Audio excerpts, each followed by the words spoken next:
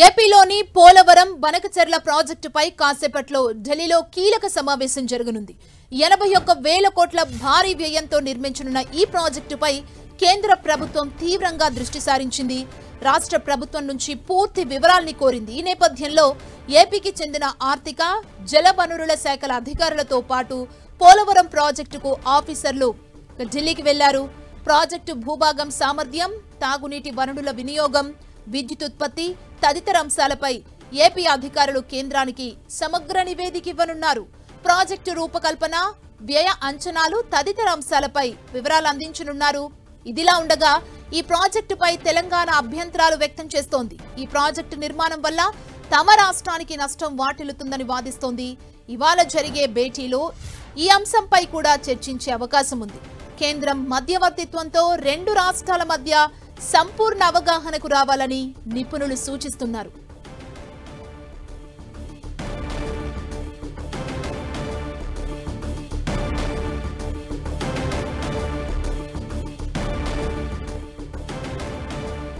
రైతులకు, ప్రజలకు కలిగే ప్రయోజనాలపై కేంద్రం శోధన చేస్తోంది. ప్రాజెక్టు భూభాగం సామర్థ్యం, తాగునీటి వనరుల వినియోగం, విద్యుత్ ఉత్పత్తి తదితర అంశాలకు సంబంధించి ఏపీ అధికారులు కేంద్రానికి సమగ్ర నివేదికను అందజేయనున్నారు.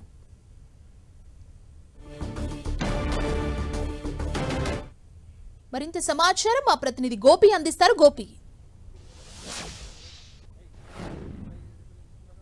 సుమా, ఈరోజు చాలా కీలకమైన భేటీ జరుగుతుందని చెప్పొచ్చు. పోలవరము బనకచెర్లకు సంబంధించిన ప్రాజెక్టుకు సంబంధించిన అంశంపైన ఆర్థిక వ్యవహారాల కార్యదర్శితోటి ఈరోజు ఆంధ్రప్రదేశ్ అధికారులు భేటీ అవుతున్నారు. ప్రధానంగా పోలవరం బనకచెర్ల ప్రాజెక్టుకు సంబంధించి 81,000 కోట్లకు సంబంధించిన అనౌన్స్మెంట్ జరిగిన తర్వాత దీనికి సంబంధించి కూడా ఈ వ్యయ ప్రయోజనాలకు సంబంధించి ప్రజలకు కలిగే ప్రయోజనాలపైన కేంద్రం ఒక రిపోర్టు అడగడం జరిగింది. ప్రాజెక్టు తోటి రైతులకు అదేవిధంగా ప్రజలకు ఎటువంటి ప్రయోజనాలు చేకూరుతున్నాయి అన్న దానిపైన కూడా ఒక స్పష్టమైన నివేదిక ఇవ్వాలంటూ కూడా కోరడం జరిగింది.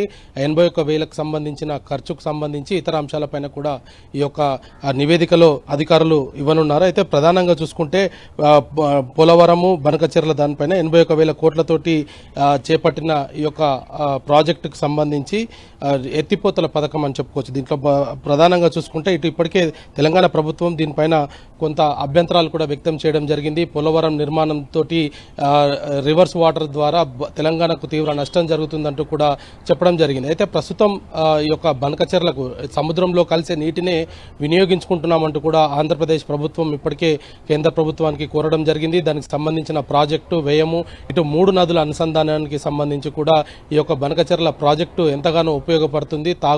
సాగునీటితో పాటు భూగర్భ జలాల నిల్వలు కూడా పెరిగే అవకాశాలు ఉన్నాయన్నది కూడా ఆంధ్రప్రదేశ్ ప్రభుత్వం ఇప్పటికే స్పష్టం చేయడం జరిగింది.